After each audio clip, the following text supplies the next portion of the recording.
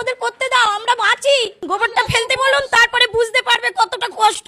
আমার মতন মহিলা, আমি মহিলা সমিতি থেকে 5 লাখ টাকা নিয়েছি, চলো আমার ব্যাংকে সব আমি জমা দিই, সুদ আসল। কি অবস্থা হচ্ছে, আমার স্বামী ভ্যান কাটে, ভ্যান চালায়, আমরা এইভাবে বাঁচি। তাহলে আমাদের বাচ্চা কাচ্চা সব আছে, তাহলে আমরা কি করে খাবো, কি করে করব? বিজেপি সরকার এসে আমরা মানলাম, ভালো হয়েছে, কিন্তু এ কি সর্বনাশ হচ্ছে। এক না তো গলায় দড়ি দিতে বলো, আর না হলে বিষ আনতে বলো। বিষ তো ফ্রি পয়সায় পাওয়া যাচ্ছে। রেখা দত্ত ও গরু লাভাচ্ছে, কোন আক্কেলে ও খাওয়া দিতে পারবে? এককাল গোবর ফেলতে পারবে? ও 1 লাখ টাকা করে পাবে, আমরা কি পাবো? আমরা কি স্বামীকে খাওয়াবো? আমরা কি স্বামীকে খাওয়াবো?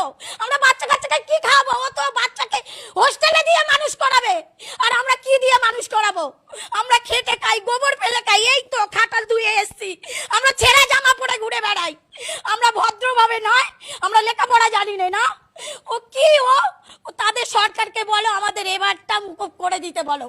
আমার 5 লাখ টাকা লোন নেওয়া, সব মহিলারা এসছে আমার বাড়িতে, এসে বলছে লোন শোধ করো। আমি কি করে করব? চলো আমার বাড়িতে কি অবস্থা, আমি কি করব আমি ভেবে পাচ্ছি না। আমার স্বামী রাগে চলে ভ্যান নিয়ে বার হয়েছে বলে আমি কাটালে ঢুকবো না। কি করব? আমার গরুগুলো খাওয়া দিতে পারি না, একটা তরফা বিচুলি আয়লা দেয় না। 3 লাখ টাকা আমি ভুসির দোকানে, চলো আমি তোমাকে দেখাচ্ছি, খাতাপত্র সব বার করে রেখে দিয়েছি। আর রেখা দিদিকে বলো তুমি জিতেছো, ভালো হয়েছে, তুমি মানুষকে উপকার করো। মুসলিম বা তারাও হিন্দু, তারা তো মিশছে একসাথে, আমরা তো একসাথে আছি। তারা কোনোদিন দেননারি করেনি কি কারু আমাদের গলা ধাক্কান দিইনি। ওদের কুরবানিটা ওদের করতে দাও, আমরা বাঁচি। আর না তো এসে ওকে গোবর ফেলতে বলো, গোবর ফেলতে বলো, গোবর ফেললে তাহলে বুঝতে পারবে আমাদের কি অবস্থা। আজ আমার স্বামী ভ্যান কাটে, আমি ব্যবসা চালাই, আমি খাটালে সব কাজ করি, বলি না আমরা সুবিধে সব কিছু পাবো।